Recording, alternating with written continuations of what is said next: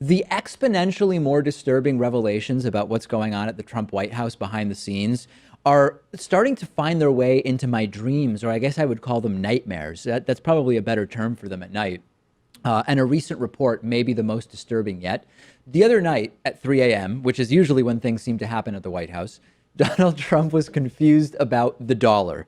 Is a strong dollar good for the American economy, or is a weak dollar good for the American economy? Let's skip that the president being so confused about the implications of a strong or weak dollar is in and of itself really, really scary. Let's put that aside for a second to get to the really bizarre part. In Trump's 3 a.m. confusion, he made a call at 3 a.m., not to an economist, not to someone who knows about the strength of the dollar and its implications with regard to the economy, but to his national security advisor, retired Lieutenant General Michael Flynn, according to two different sources familiar with the incident. Flynn's expertise is, of course, not in macroeconomics, but rather in counterintelligence. So he did the right thing and said to Trump honestly at 3 a.m., I don't know, maybe you should talk to an economist. Reportedly, Trump didn't like that when he called a retired member of the military at 3 a.m. for advice on currency fluctuations, the guy didn't have a strong answer for him. How can you be a master negotiator, international businessman, which Trump claims to be, and not understand the basic implications of a strong versus weak dollar? I really just wonder what prompted this thought to come to his head at 3 o'clock in the morning, too. Yeah. I mean, maybe Fox News was playing some sort of rerun that covered this topic and he was up late watching that, because that's what prompted his flag burning tweet at, I think, 6 o'clock in the morning when that was. We're seeing something, Rachel, that we don't often see from administrations this early on, which is you often see leaks from people who are sort of trying to help themselves within the administration, right? Leaks to make other people look bad for posturing, et cetera. But these are leaks that we're seeing from people that are just scared by Donald Trump's behavior. Here's a quote from Elliot Cohen, former State Department official under George W. Bush. I've been in this town for 26 years. I have never seen anything like this. I genuinely do not think this is a mentally healthy president. And then a White House aide who asked to remain unnamed said to the Huffington Post that because Trump doesn't like to read long memos, now they give him a single page with 9 really spread out, simple language bullet points, light reading for Trump. This is the only way he'll take in data in written form. Yeah, I actually, and this is not a joke, my grandmother is very hard of hearing and she has some early onset dementia. So when I'm trying to communicate with her, I type out a list of large words, about 9 bullet points. So this is very frightening. That's how Trump aides are communicating with him. And really random little things are either really pleasing or upsetting Trump, and it's concerning to aides. Trump told the New York Times that he's fascinated with the phone system in the White House, for example.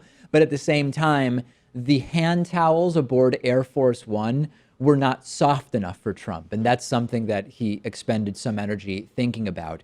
He's obsessed with how his aides are doing on cable TV. Most presidents aren't, for example, regularly watching the press secretary's daily briefing, in this case, Sean Spicer.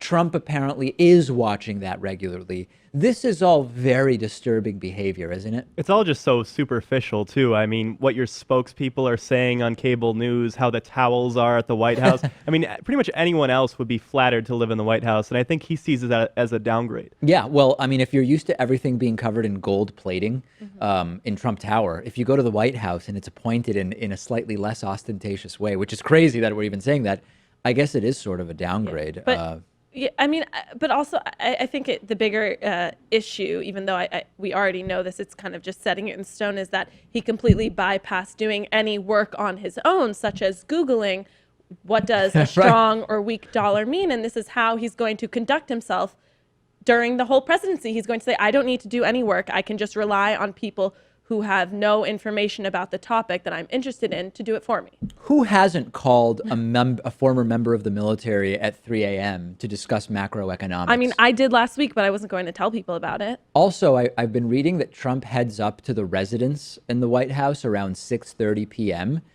what I would give to be a fly on the wall from 6:30 p.m. until the 3 a.m. phone call to generals to ask about currency rates. Like, what could be going on during those 8.5 hours? Should we be concerned that he's not sleeping that much? He has long said he only sleeps like 4 hours a night and only needs that, And he's proud of it. which is pretty widely debunked by science. Like, there Yeah. is a range of numbers of hours of sleep that are sort of like the natural restorative sleep for people, but 4 is outside of that range. I've not seen any science that suggests on an indefinite basis people can be properly rested with 4 hours a night. Right. No, it can't. And there's all of the studies that we've seen time and time and time again about either overnight shifts or less sleep leading to earlier death rates. And I think people like Donald Trump are that case in point why you should probably sleep more. Yeah, if there's ever been a case for sleeping more and the importance of rest, it's when you see Donald Trump call a general at 3 a.m. to say, "Hey, I'm the president. Can you just fill me in?